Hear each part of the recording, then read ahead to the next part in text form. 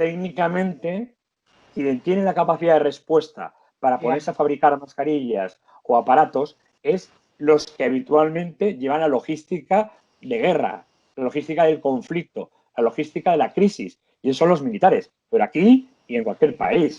O sea, no es porque nos choque ver militares en la calle, es porque son los que están preparados para eso. A eso les pagas.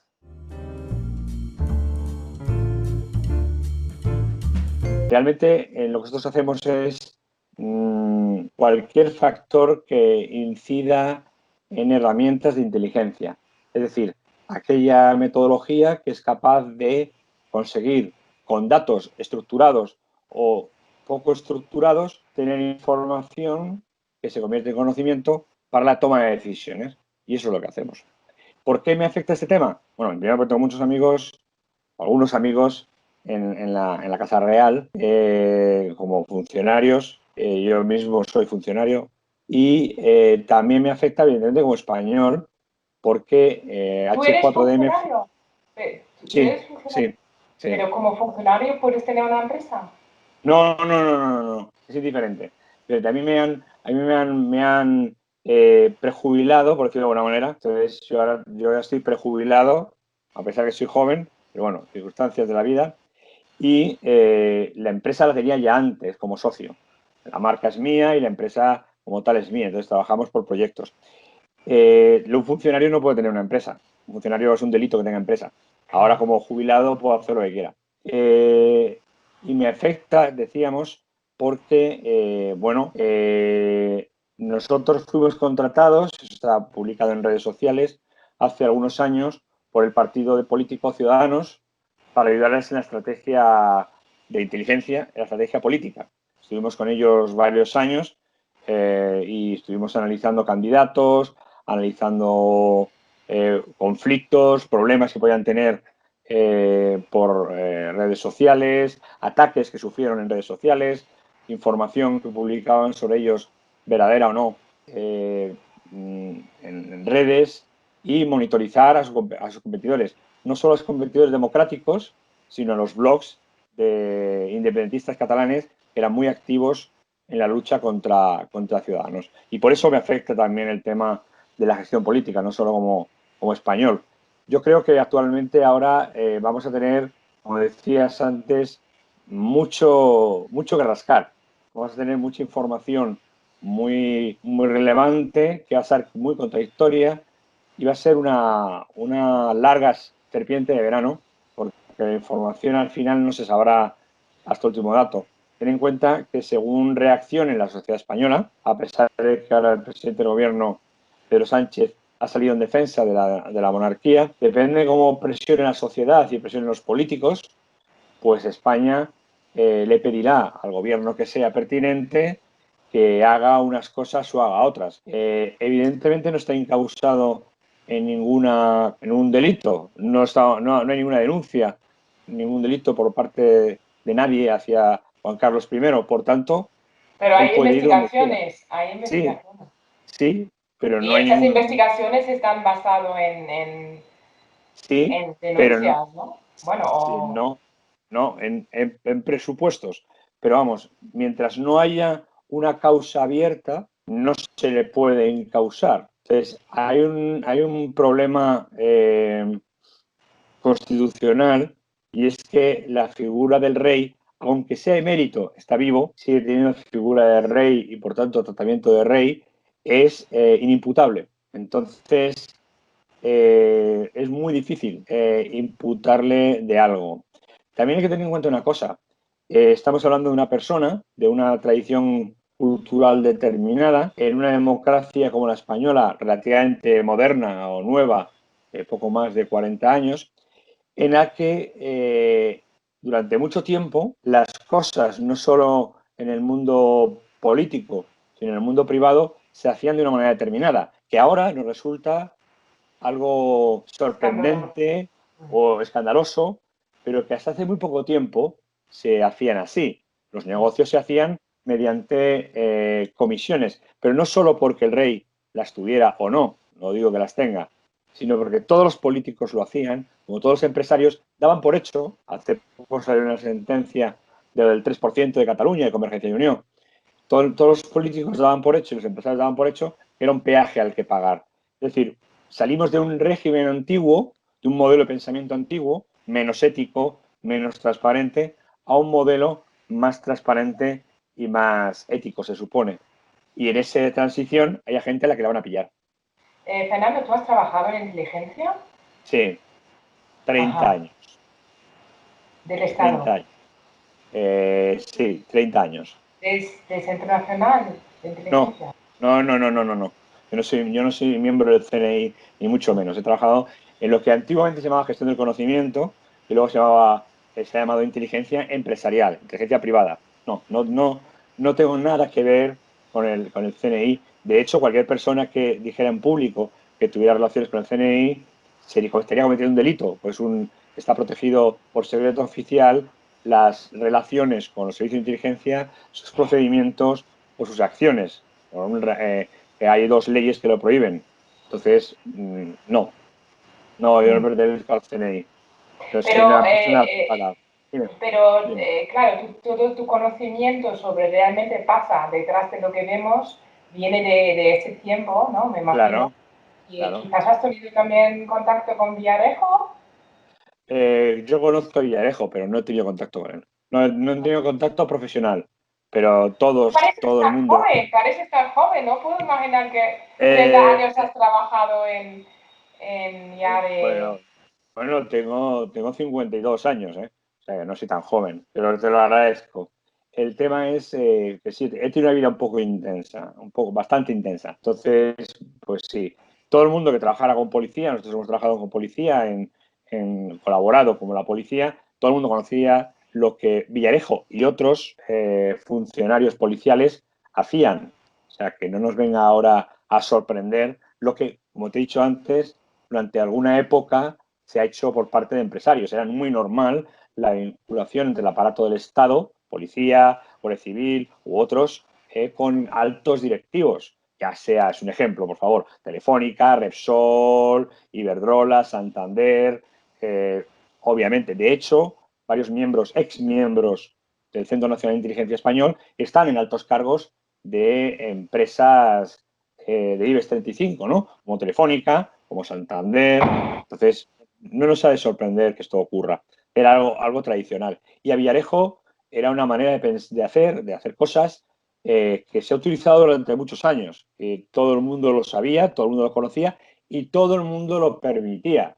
La gente ahora se rasga las vestiduras, los políticos se rasgan las vestiduras, pero todo el aparato político utilizaba a funcionarios policiales o de otro tipo para su beneficio personal, mediante un pago. Eso es Vale. obvio. Mi análisis como observadora extranjera es que la transición que durante mucho tiempo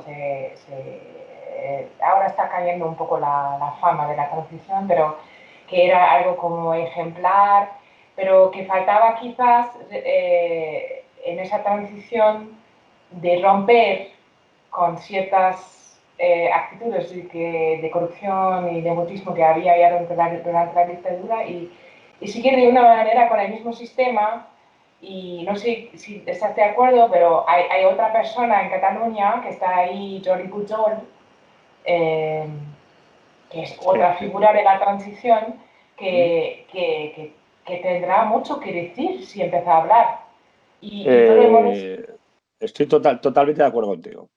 La transición española ha sido ejemplar en algunos casos, puesto que ha logrado que el sistema, el aparato, digamos, social y político se democratice a una velocidad bastante razonable, que las administraciones, policía, Guardia Civil, el ejército y las administraciones en general se democraticen, se normalicen, se modernicen a un tiempo récord, pero eso ha costado también ciertos prebendas, ¿no? Primero, dar por olvidado algunos fenómenos de origen económico de cómo ciertas personas se han enriquecido, primero. Segundo, hacer la vista gorda a cambio de supuestamente un interés mayor en aquellos intereses políticos, como ocurre en el País Vasco o Cataluña, que has nombrado con el Jordi Pujol, en el que a cambio de una paz social se les iba concediendo unas mejoras, unos beneficios que ellos han utilizado para lo que han considerado pertinente. Pero mientras el sistema se ha mantenido, mientras no ha habido una crisis suficientemente importante o las nuevas generaciones de políticos o de la administración, de funcionarios, han llegado al poder hasta que el sistema no ha dado una vuelta completa y se ha regenerado, no se han dado cuenta o no han querido darse cuenta de lo que ocurre. El problema es que tanto Jordi Pujol como otros muchos políticos, si tiraran de la manta, tendríamos graves problemas. Entonces, lo que normalmente ocurre es que se espera que esta generación que hizo la transición vaya falleciendo para ir normalizándolo e ir olvidando que figure en los libros de historia, en los investigadores, pero que no sea un escándalo público. Su Majestad el Rey puede haber y ha cometido graves errores, pero si nosotros no llegamos a enterarnos del accidente que tuvo cazando elefantes y de su rotura de cadera, no nos hubiéramos enterado de lo que ocurría. Y eso ha ocurrido desde hace muchos años. Pero no solo en España. En Francia, con François Mitterrand, había unos escándalos tremendos que hasta que él falleció no salieron a la luz. En Italia igual. O sea, era una manera diferente de hacer política, más paternalista, igualmente un poco menos democrática, pero en camino a la democracia, de la que hay ahora. Entonces, no podemos pedirle que los países cambien, aunque sería deseable, a una transparencia absoluta, Stephanie, una manera, llamémosle, pura y libre, porque el sistema no lo permitía. Tú llegabas al poder en virtud de una clase o un clan familiar político, y si no, no llegabas al poder. Entonces, eso tiene un precio. Hay ventajas y inconvenientes.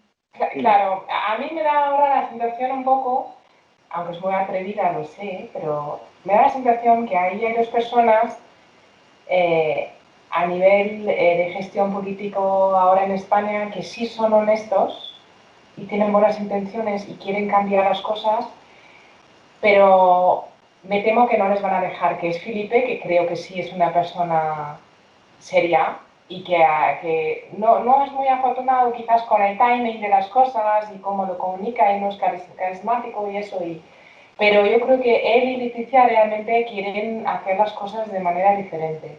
Y luego Sánchez también, creo que también, Sánchez tiene, si es ambición o lo que sea, pero tengo la sensación que también él quiere romper con ciertas cosas en su partido y que con cosas que se han hecho en España.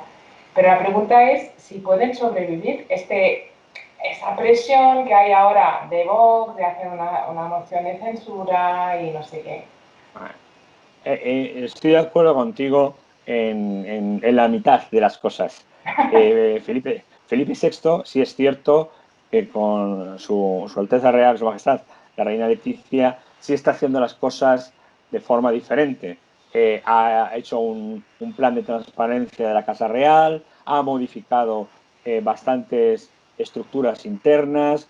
En cuanto ha habido cualquier sospecha de uso fraudulento del nombre de la Casa Real, como el caso de Urdangarín o quien sea, lo ha rápidamente eliminado de la ecuación para la salvaguarda de la propia institución. En eso estamos de acuerdo. Vamos a ver si puede o no puede, dado que su carisma es menor, como bien dices, puede o no puede convertirse en una figura profesional que haga que la monarquía española sobreviva. Ya lo veremos. En cuanto al presidente del gobierno, hace lo que le toca. Es decir, yo no estoy muy convencido de si él quiere o no quiere salvar la monarquía, pero su función institucional es proteger a la monarquía como institución que ampara el Estado. Personalmente, yo creo que cualquier presidente de gobierno que estuviera ahora tiene que defender al Estado, defender en este caso a la monarquía, porque estamos en un régimen constitucional, una No, pero monarquía parlamentaria. yo me refería a Sánchez limpiando su propio partido de corrupción, que el PSOE Bueno, y PP han sido igual bueno, corruptos siempre.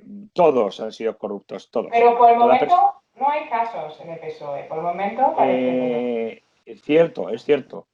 Para eso está el señor Iván Redondo, que se encarga perfectamente de depurar cualquier lacra o cualquier sospecha de problemas para su jefe, ¿no? Pedro Sánchez.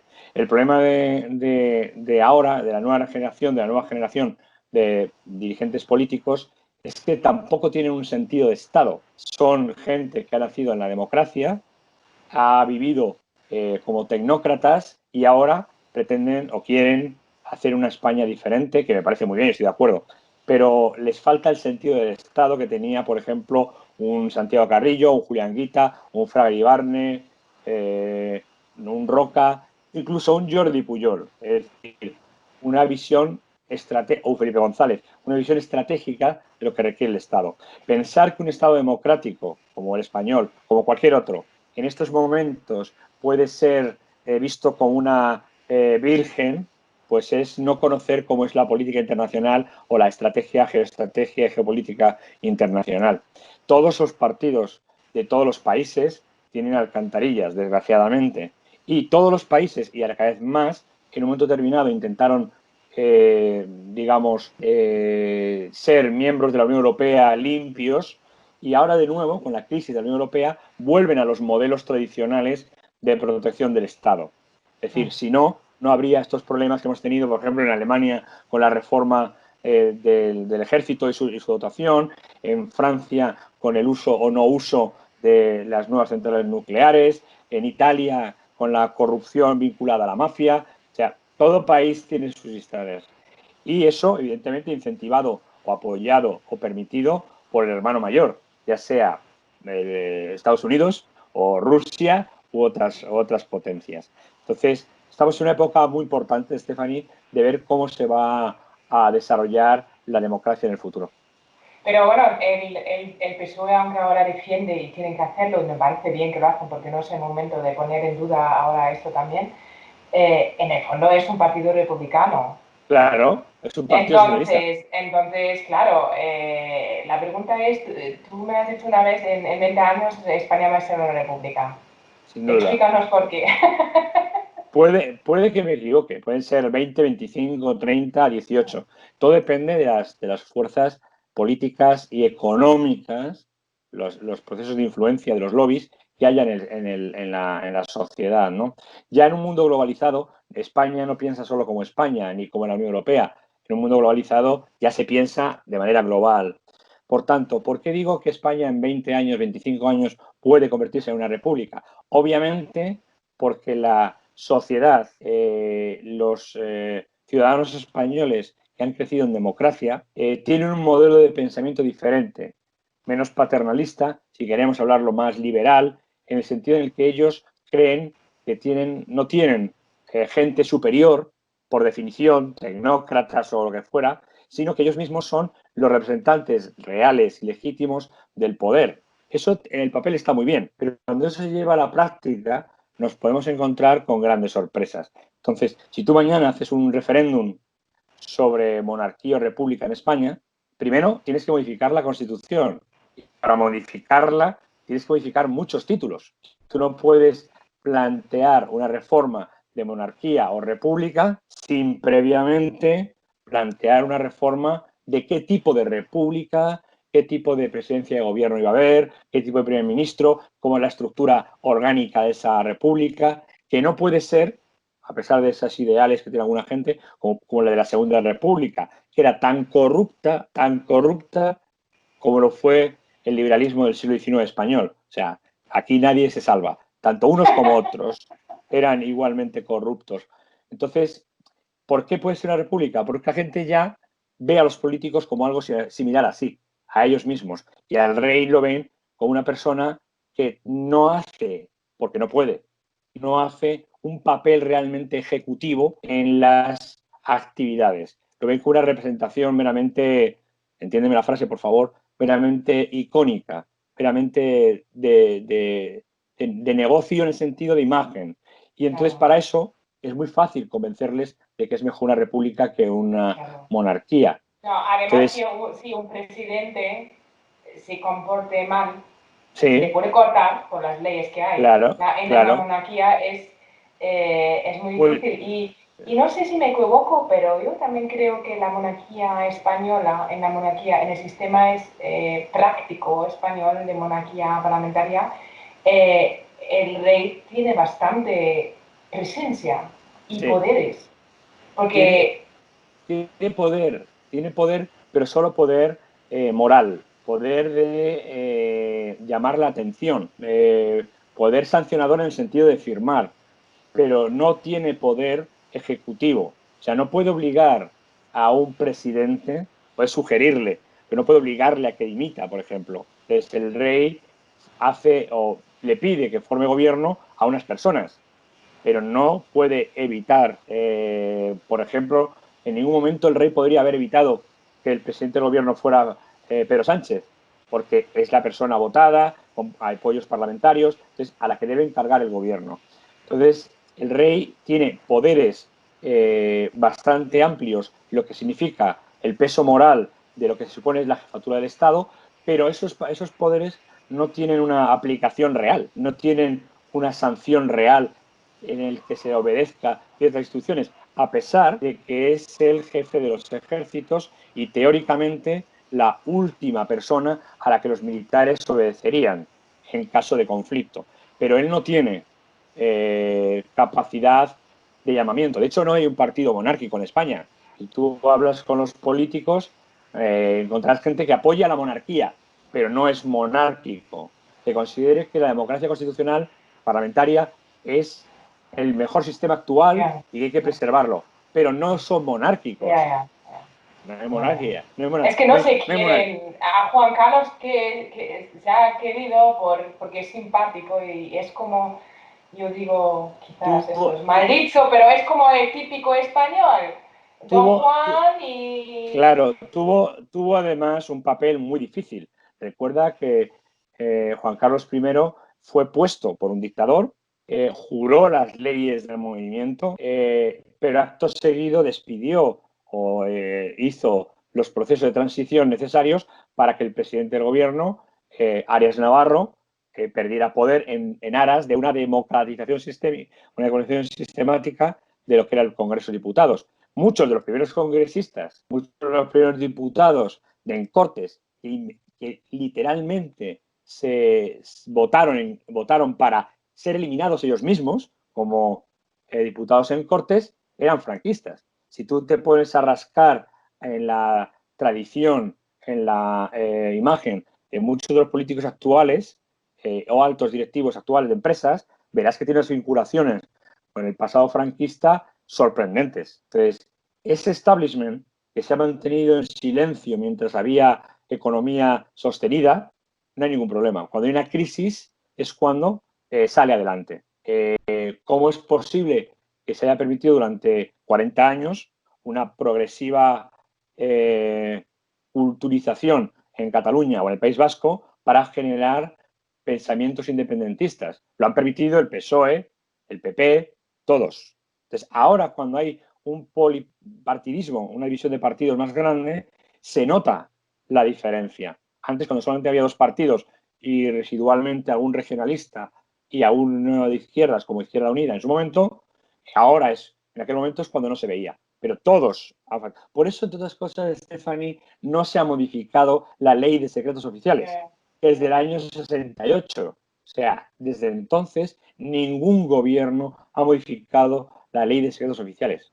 No se ha publicado información sobre qué ha ocurrido realmente en la transición. Y no se hará mientras la generación, digamos, de la transición viva y pueda, por Es tanto, una cultura opaca la española, un poco. lo es. Pero es que es una cultura opaca porque ha hecho las cosas muy deprisa. Además, la cultura hispánica tiene por tradición el pensar que los demás están equivocados, no están acostumbrados al diálogo y que siempre tiene que haber, se dice en política española, que todo político español tiene un bastón de mando en la mochila. Todos quieren mandar. Todos en el fondo se creen herederos del Cid Campeador y se creen salvapatrias, ¿no? Y todos tienen una gran imagen a la hora de resolver los problemas, aunque luego no lo resuelvan. Entonces, tenemos la manía en España de dar soluciones sencillas, simples, a problemas muy complejos, muy complejos. Y por eso el populismo en España, de derechas o de izquierdas, ha crecido. Y ha crecido diferente a como ha crecido en Alemania, en Francia, en Italia, en los Países Bajos. El populismo español es más de sentimiento. Si no, no veríamos crecer partidos políticos tan rápidamente y desinflarse tan Bueno, rápidamente. eso tiene todo América Latina también, ¿no? Claro, Todo claro. el crecimiento Ahí mundial. tenemos una imagen, un buen espejo de imagen, ¿no? Recordemos lo que pasó con UPyD, recordemos lo que está pasando con Ciudadanos, que se está convirtiendo meramente testimonial, y recordemos el ascenso y caída de Podemos con esa confederación de Unidas Podemos y La Marea y todo esto, y ahora Vox, que vamos a ver hasta dónde llega. Vamos a ver cuál es el peso real de esa España teóricamente ultra tradicional, que había amenazado sus valores, etcétera, etcétera, a los que el Partido Popular y Ciudadanos no han dado respuesta. Pero ya tienen una división. Vox ya tiene una división, tiene una fracción que se llama Tu Patria. Ya tienen disidentes dentro del partido. Entonces, vivimos una época muy convulsa en el que las relaciones exteriores internacionales son muy complicadas, donde la gente ya no va a volver a pensar tanto, a no ser que se refunde de nuevo en la Unión Europea, donde se vuelven a los pensamientos nacionalistas de conflicto interior, más que pensar de manera europeísta. Y eso lo aprovechan otros grupos de presión, otros países, como el caso, por ejemplo, de Gran Bretaña, o por ejemplo Estados Unidos, o por ejemplo Rusia, o por ejemplo cualquier otro bloque, ¿no? ¿Y tú crees que Podemos es como última pregunta, Podemos realmente es un peligro? Porque a mí me hace gracia lo de que la gente dice, los comunistas y todo eso, es que es como tan... Pero, vamos a ver, Podemos es, a mi modo de ver, un peligro, pero no es un peligro porque sean comunistas, no es un peligro porque sean republicanos, es un peligro por el modelo de pensamiento social, económico y político que tienen, que es decimonónico, es del siglo XIX, dan respuestas del siglo XIX o del siglo XX a problemas del siglo XXI. Y son un peligro porque, y en cuestión de ciertos años lo veremos, porque al igual que otros partidos han tenido influencias de otras corrientes económicas y políticas, es público, pero no es demostrable porque irías contra un partido democrático y el Estado se te tiraría encima, es demostrable que Podemos tiene procesos de influencia internos que van contra el propio sistema constitucional. Entonces, yo les veo peligro no por ser comunistas, sino por no ser eurocomunistas. Esa es la diferencia. Antisistemas. Sí, Pero sí. Vox también lo es, ¿eh? Sí, sin duda, sin duda, sin duda. Pero Vox, ¿por qué ha surgido Vox? Ha surgido porque el PP y Ciudadanos no han sabido o no han podido, no han querido dar respuesta a un conjunto de la ciudadanía que veía perderse sus pensamientos, su manera de sentir. Es decir, yo lo he vivido en primera persona, como en Cataluña Ciudadanos ha ido abandonando progresivamente lo que era su fuente, su nacimiento ¿Tú en eres catalán? Cataluña. ¿Tú eres No, catalán? No, no. no, he vivido en Barcelona, en Hospitalet de Llobregat, tengo muy buenos amigos catalanes, Ya. conozco muy bien Cataluña, he vivido allí, pero no soy catalán. Yo nací en Madrid y sigo en Madrid hasta donde, hasta donde pueda y a lo mejor me cambio dentro de poco, no sé si a Nueva Zelanda o a Marte, no lo sé. Pero bueno, También exilio, ¿no? ¿O sí, no? sí, yo en este caso me exiliaría porque, como dice Jaime Peñafiel, valgo más por lo que callo que por lo que digo. Entonces, Sí. me exiliaría antes de que me exiliaran. Pero lo que te decía es que Vox ha surgido porque, por ejemplo, en Cataluña, Ciudadanos abandonó a los catalanes. ¿Para qué? Para que el interés político personalista de la cúpula nacional pudiera llegar a el gobierno de España. De hecho, ibas a las papeletas de voto, siempre aparecía Albert Rivera y la última papeleta de voto aparecía Alberto Rivera. Es decir, abandonaron Cataluña a su suerte, se han convertido de segunda fuerza a cuarta fuerza política real han abandonado Cataluña para un gobierno central. Entonces, mucha gente se ha sentido defraudada por Ciudadanos, abandonada por el PP, que es un partido estanco y muy poco democrático en sus procesos internos, y Vox ha visto un caladero de gente que se ve atacada en sus idearios religiosos, en sus idearios políticos, identitarios, culturales, que es su caladero de votos. Y no nos equivoquemos, el caladero de votos de Vox no está en la burguesía alta, el caladero de votos de Vox está en el cinturón industrial, está en los obreros, está en la gente que trabaja, que tiene poco dinero y que se siente amenazada y que antes votó a Podemos porque eran los que le ofrecían salida. Tanto populista es Podemos en su origen como lo es Vox en su origen, con diferentes caretas. Bueno, que muchísimas gracias y bueno, que esperamos Un placer. la segunda ola de COVID. ¿Estamos dentro? ¿Qué piensas? ¿Ya estamos? Dentro, según el esquema que tengo yo aquí ahora, nos quedan 16 días. 16 días para enfrentar la segunda ola. Sin duda, sin duda. ¿Confinamiento? Yo creo que sí. No tan global, sí por distritos o por ciudades o por pueblos, poblaciones, pero sí. De hecho, en Zaragoza, en Aragón en general, perdón, está desbocado el COVID. En Lérida está desbocado. En Andalucía hay focos resistentes. En Valencia, el 90% de las aguas residuales están contaminadas de COVID. Y eso solo puede ocurrir si la sociedad que está arriba, si el sistema está con COVID. Vamos a vivir con el COVID durante algún tiempo, ¿eh? Lo convertiremos en una enfermedad crónica, lo curaremos como una gripe grave, pero vamos a convivir con ellos durante mucho tiempo. No es lo más grave, ¿no? No, lo más grave para mí es la inoperancia política y de respuesta que se ha dado en este caso, por ejemplo, con el COVID. El temor a lo que la Constitución ampara, que es militarizar las infraestructuras críticas y de gestión industrial para responder a una pandemia, como ha hecho Nueva Zelanda, como ha hecho Australia, como han hecho otros países. Eso, por miedo a lo que diría la gente, pues no se ha hecho. Pero planes de contingencia había, capacidad sistémica del sistema del Estado, no el gobierno, del Estado español, había. Yo lo dije el mismo día que se declaraba el estado de alarma, yo dije en una radio que yo confiaba en que se hicieran las cosas como había que hacerlas. Luego me tuve que arrepentir, ¿no? Pero se podía haber hecho de otra manera. Bueno, ya había bastantes militares, ¿eh? A mí también me ha chocado ver todo el rato claro, las de prensa. pero eso es una cuestión emocional, no técnica.